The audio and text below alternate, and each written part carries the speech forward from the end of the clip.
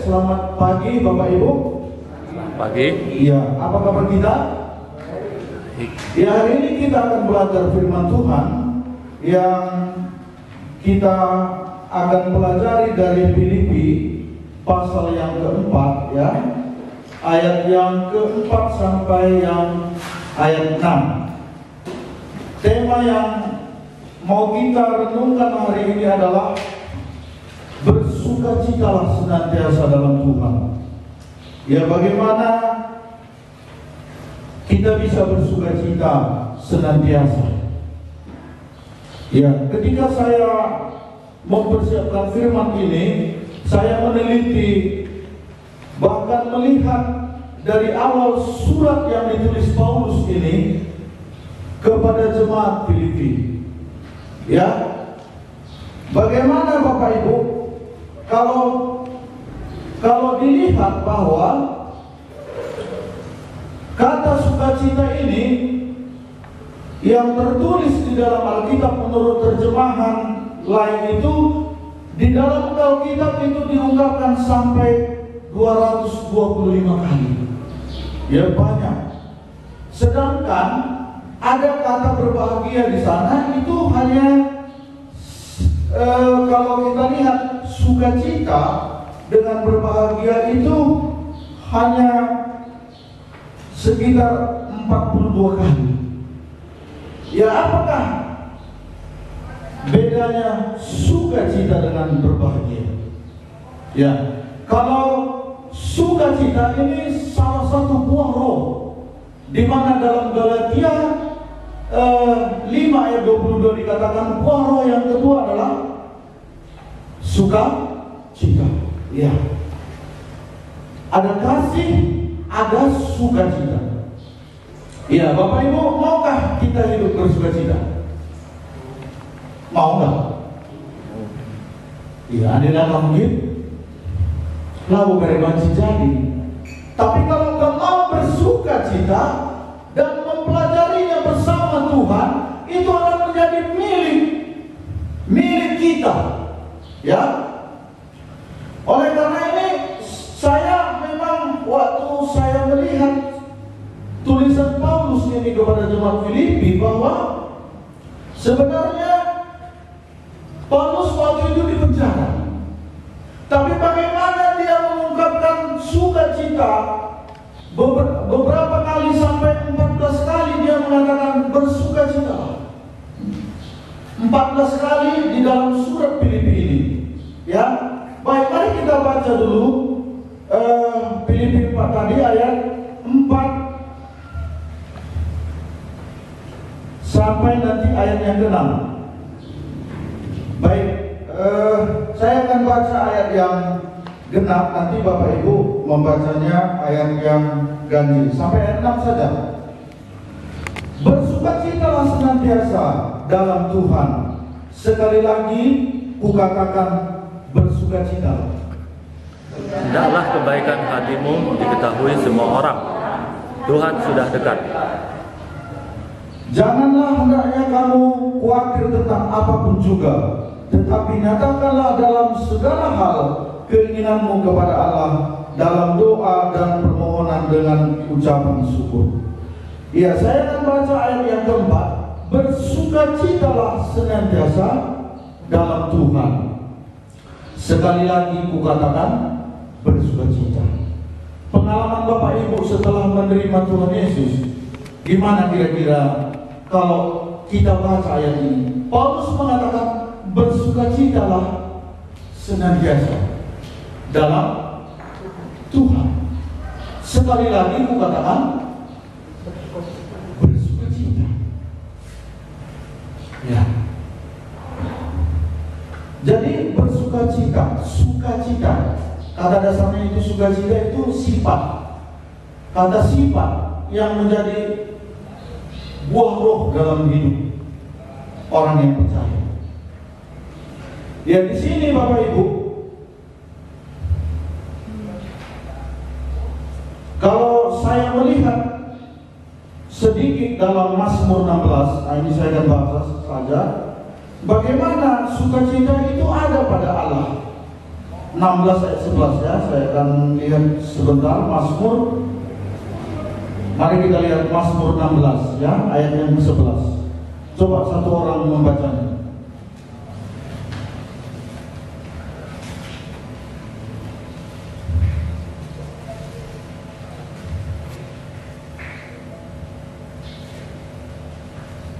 Engkau memberitahukan kepadaku jalan kehidupan. Di hadapanmu ada sukacita berlimpah-limpah. Di tangan kananmu ada nikmat senantiasa. Iya, jadi bagaimana Daud mengungkapkan bahwa di hadapanmu ada sukacita berlimpah-limpah. Di hadapan Tuhan itu ada sukacita yang berlimpah-limpah. Ya. Pada pertukaran mimbar waktu itu, bagaimana Ibu Marlina juga mengungkapkan bagaimana jemaat Makedonia sekalipun mereka menderita dengan berbagai-bagai pencobaan, sukacita mereka itu meluap. Nah, itu menjadi pemikiran bagi saya. Jadi bagaimana hati jemaat Makedonia itu, sekalipun mereka menderita, bahkan sangat miskin, mereka penuh dengan kemurahan. Ya, jadi kita akan lihat rahasianya. Mengapa kita bisa, Paulus sendiri juga bisa dia bersukacita. Waktu itu dia menulis surat ini kepada jemaat Filipi, dia di penjara. Dia bukan enak-enak. Dia justru mengalami kehidupan yang tidak pasti. Apakah perkaranya, apakah dia akan dilepaskan, ataukah dia akan dihukum mati. Inilah yang dialami Paulus. Makanya waktu saya meneliti mulai dari pasal 1 sampai habis surat Filipi ini, saya terkagum bagaimana Paulus bisa memiliki bersukacita. Ya, bahkan ada satu ayat yang kontroversi yang saya baca dalam 2 Korintus. Mari kita lihat sebentar Bapak Ibu.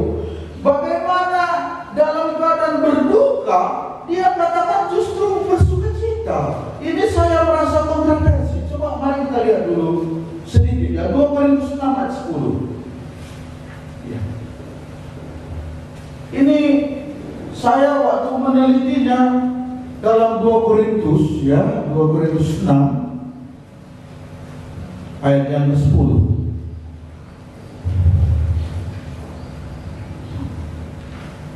Mari kita baca sama-sama. 1-2 ya. Sebagai orang berduka cita, namun senantiasa bersukacita. Sebagai orang miskin, namun memperkaya banyak orang. Sebagai orang tak bermilik, sekalipun kami memiliki segala sesuatu. Ya, ini suatu kontroversi dalam diri saya. Bagaimana sebagai orang berduka cita namun senantiasa bersuka cita. Bagaimana dia didera waktu itu dengan Silas di Filipi itu. Bagaimana dia dipukul, lalu tengah malam justru dia menaikkan pujian kepada Tuhan. Sehingga gempa terjadi, sendi-sendi penjara terbuka. Ya, akhirnya kepala penjara di sana bertobat. Dia bertobat karena waktu itu dia mau membunuh dirinya, tapi jangan kau celakakan dirimu. Kami semua masih di sini. Akhirnya kepala penjara Filipi bertobat. Jadi ini sesuatu hal yang sering saya renungkan. Ya, bahkan sebagai orang berduka cita, namun senantiasa bersukacita. Majilah sampai. Karena kadang kita bisa kehilangan sukacita kita, mungkin karena penyakit. Tapi kalau kita sebenarnya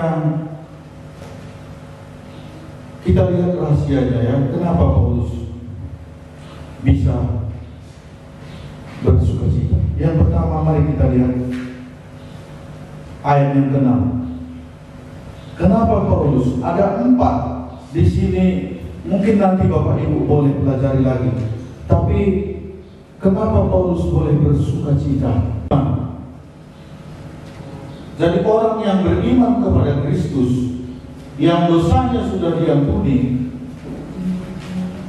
itu akan beroleh sukacita. Saya akan baca. Janganlah hendaknya kamu khawatir tentang apapun juga, tetapi nyatakanlah dalam segala hal keinginanmu kepada Allah dalam doa dan permohonan dengan ucapan syukur. Jadi orang yang khawatir ini akan menjajah hidup orang itu sehingga kita akan kehilangan sukacita. Kalau kita hanya memikirkan apa yang belum ada pada diri kita berfokus ke situ, maka kita bisa kehilangan sukacita. Misalnya kalau ada pemuda yang sudah berumur dia, belum juga ada jodoh, itu kan keinginan yang belum tercapai. Tetapi kalau itu berfokus ke sana, ini bisa menghilangkan sukacita. Oleh karena itu kita harus beriman kepada Kristus. Ya, bahkan dibilangnya tadi jangan khawatir. Kita harus tetap tinggal di dalam Kristus. Sebagaimana tadi kesaksian Mami, itu penting. Karena Yesus bilang, akulah pokok anggur, kamulah ranting. Di luar aku kamu tidak dapat berbuat apa-apa. Karena kata kunci ayat 4 ini, itu kata kuncinya, bersukacitalah senantiasa dalam Tuhan. Jadi kita ini bisa bersukacita senantiasa itu cuma ada di dalam Tuhan. Kalau di luar Tuhan nggak bisa kita bersukacita. Jadi kata kuncinya di sini yang pertama adalah dalam Tuhan. Makanya kalau kita tetap tinggal dalam Tuhan, dalam firman-Nya, itu yang membuat kita sukacita.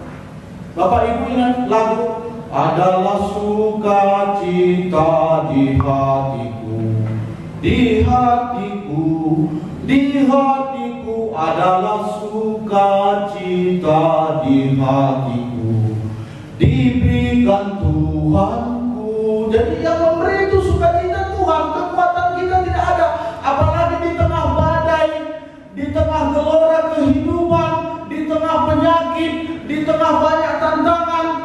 Kita tidak bisa bersukacita kalau Tuhan tidak memberikannya. Makanya jemaat Makedonia itu kasih karunia yang Allah beri, sehingga mereka dalam keadaan dicobai, mereka sukacita mereka apa? Meluap. Makanya minta itu kepada Tuhan. Ya, minta. Karena itu buah roh. Sukacita, kasih. Yang kedua apa? Sukacita itu buah roh. Itu milik kita, milik yang sudah menerima Kristus.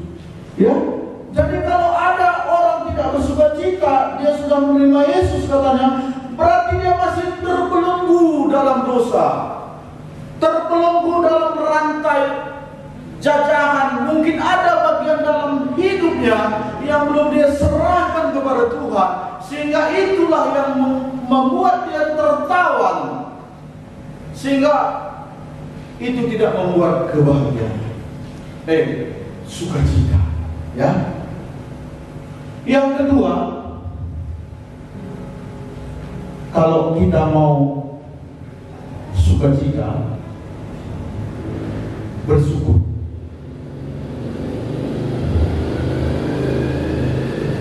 Saya dalam hidup saya, ketika saya bersyukur, ya, itu sukacita itu mengalir. Tapi kalau kita menghitung-hitung, kalau kita menghitung, melihat apa yang belum ada yang diberikan Tuhan, itu kita akan kehilangan sukacita. Kita melihat rahasianya apa, bagaimana Paulus. Mari kita baca ayat 12 Filipi 4 ini.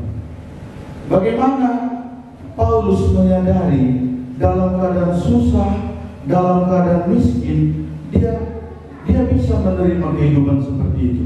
Saya akan baca ayat 12. Demikian katanya, aku tahu apa itu kekurangan, dan aku tahu apa itu kelimpahan. Dalam segala hal dan dalam segala perkara tidak ada sesuatu yang merupakan rahasia bagiku, baik dalam hal kenyang maupun dalam hal kelaparan, baik dalam hal kelimpahan maupun dalam kekurangan. Jadi bagaimana Paulus bisa mencukupkan dirinya dalam segala keadaan?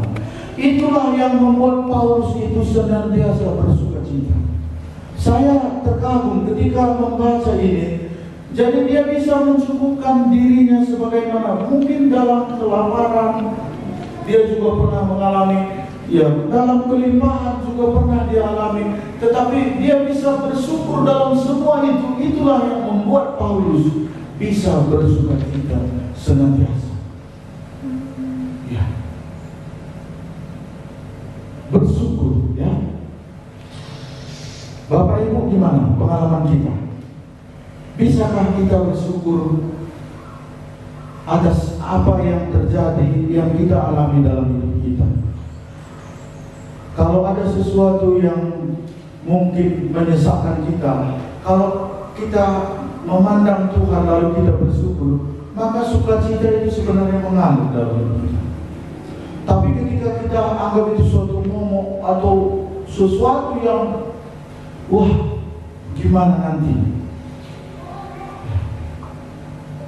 Jadi ini yang kedua. Yang pertama tadi beriman ya. Yang kedua adalah bersyukur.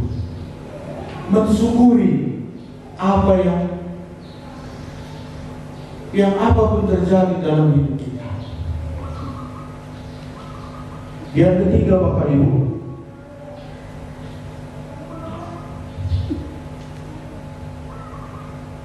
ayat yang kelima. Bagaimana kita boleh bersukacita? Ayat 5, hendaklah kebaikan hatimu diketahui semua orang, Tuhan sudah dekat. Ya, dengan berbuat baik, kebaikan hati kita diketahui semua orang, itu sebenarnya membuat kita bersukacita. Tetapi kita kalau berburuk prasangka terhadap orang lain, saya sering mengalami, bahkan pernah saya berseru kepada Tuhan begini, waktu orang itu pernah, saya tak pernah ingin bermusuhan dengan orang, tapi orang mau memusuhi saya, bahkan dia meludahi saya begitu. Lalu ketika saya meneruskan itu, lalu masuk ke pikiran saya, lalu di situ saya ingat firman ini, saya bilang sama Tuhan, oh Tuhan, waktu itu saya ingat Naaman ya. Ya Tuhan Yesus, Allahnya Israel, Allah yang pernah menyembuhkan Naaman. Itulah Allah Israel. Tolonglah aku Tuhan, supaya aku bisa mengasihi orang itu. Nah, ketika hati ini tidak memikirkan yang jahat terhadap apa yang dilakukan orang itu, maka ketika berdoa itu jiwa saya bersukacita. Nah, itu pengalaman saya. Tetapi kalau kita terus memikirkannya, ibaratnya ada firman Tuhan, saya lupa itu, janganlah membalas kejahatan dengan kejahatan, tetapi kalahkanlah kejahatan dengan kebaikan. Makanya ketika kita mengalahkan kejahatan itu dengan kebaikan, di situ sukacita itu mengalir. Nah itu. Jadi yang ketiga, bagaimana hati kita diketahui orang. Ya, ayat berapa tadi? Ayat 5 ya. Hendaklah kebaikan hatimu diketahui semua orang. Ya. Beberapa bulan yang lalu HP saya rusak. Lalu saya butuh, rupanya lowbat, baterainya rusak. Kami waktu itu dari BJ sama Mama Johnson rupanya nggak ada. Akhirnya kami pulang dan saya parkir mobil kami itu sudah masuk, nggak lagi di pasar sebenarnya.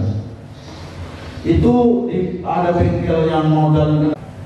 Ya, kebaikan hati kita diketahui semua orang, jangan kita sembunyikan. Dan yang keempat, yang terakhir, ya, itu ayat yang ke-8. Mari kita lihat.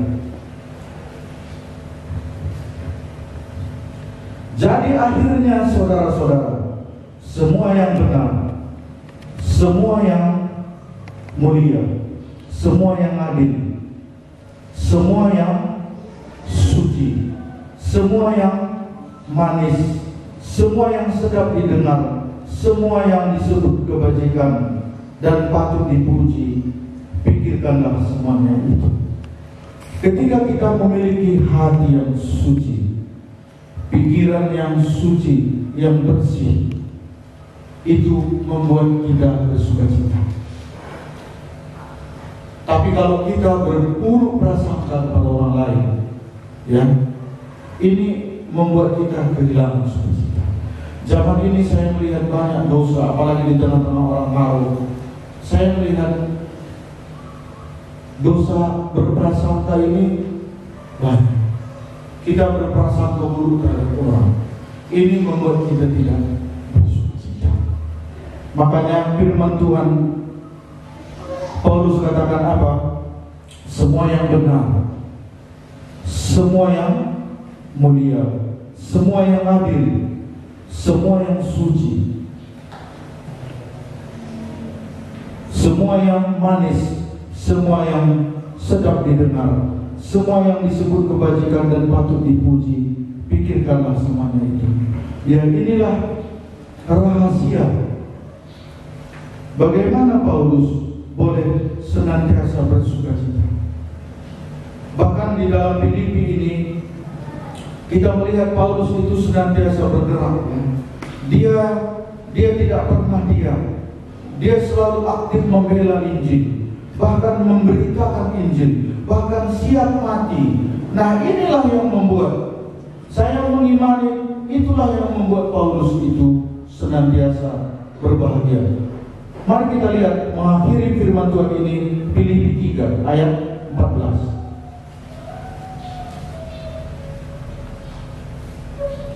Saya akan baca ayat 13-nya dulu. Ya, inilah, bahkan ayat yang lain mengatakan semuanya dianggap Paulus sampah. Ya, ayat 13, saudara-saudaraku, aku sendiri tidak menganggap bahwa aku telah menangkapnya, tetapi ini yang kulakukan, aku melupakan apa yang telah di belakangku dan mengarahkan diri kepada apa yang di hadapanku. Ya, mengingat masa lalu, kadang-kadang masa lalu, masa yang suram, kalau kita kenang itu juga bisa membuat kita tidak bersukacita. Jadi melupakan apa yang di belakang itu rahasia, sehingga kita boleh bersukacita. Jadi Paulus, dia melupakan yang lalu, yang di belakangnya. Dia berlari, ayat 14 dikatakan, dan berlari-lari kepada tujuan untuk memperoleh hadiah, yaitu panggilan surgawi dari Allah dalam Kristus Yesus.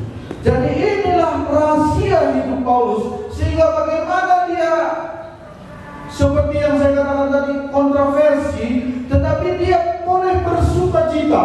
Makanya dikatakannya, aku berlari-lari kepada tujuan. Dia tetap ingat tujuan Tuhan menyelamatkan dia. Dia tetap melakukan apa yang menjadi panggilan Tuhan dalam hidupnya. Makanya dia berlari untuk memperoleh itu, memperoleh hadiah, yaitu apa? Panggilan surgawi. Makanya ada hamba Tuhan katakan, kalau kita kayak mana, berlari atau jalan? Paulus lari, ya. Makanya kalau kamu nggak bisa berlari, berjalan. Kalau nggak bisa berjalan, gimana? Ngesot. Kalau nggak bisa ngesot, geser sedikit.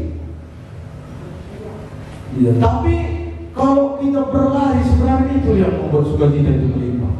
Kita melupakan yang di belakang.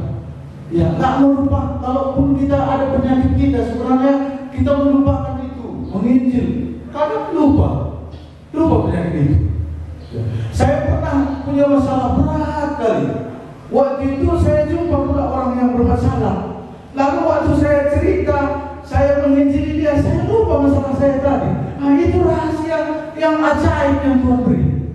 Tapi kalau dia bermasalah, cerita dia masalahnya, aku beri masalahku, itu berat nih, pasti berat.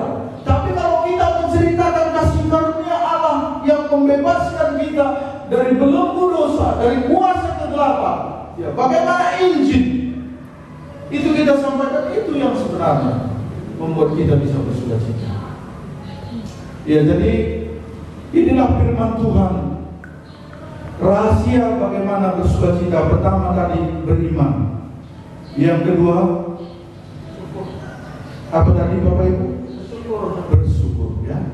Dan yang ketiga, kebaikan hati baik.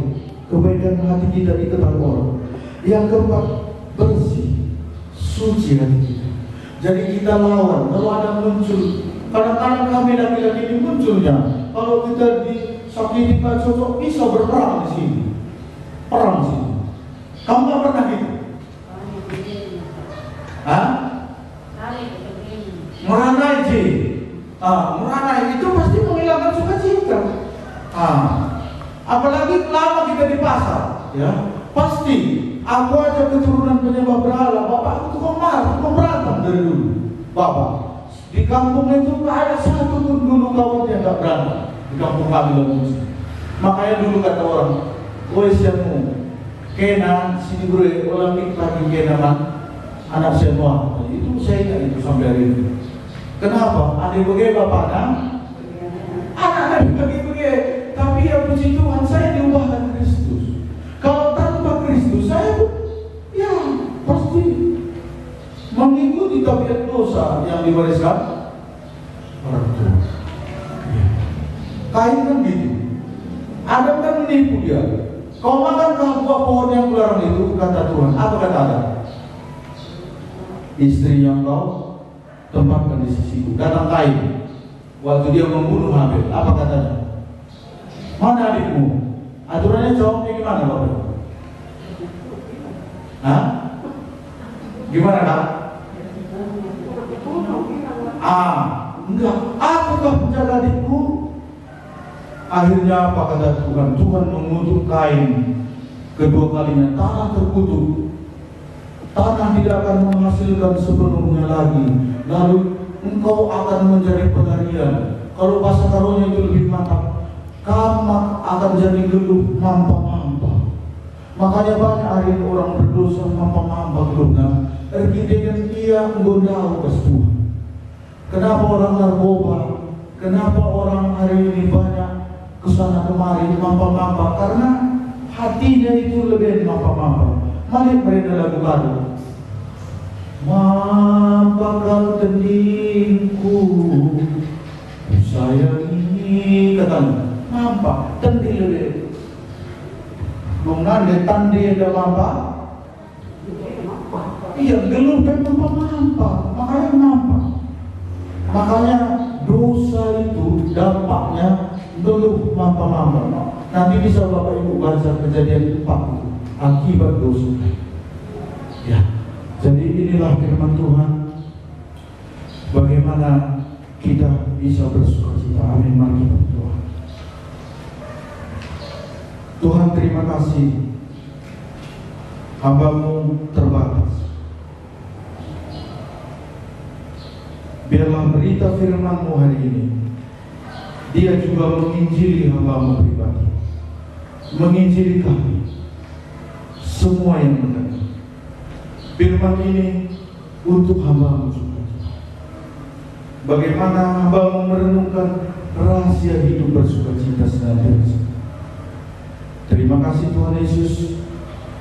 Terpujilah Engkau, Roh-Mu yang kudus, yang akan memberikan pengertian yang dalam kepada. Kalau ada perkataan hamba-Mu yang salah Tuhan, biarlah Roh-Mu yang menyempurnakan, sehingga kami yang mendengar tidak salah mengerti firman. Dalam nama Yesus Kristus kami berdoa.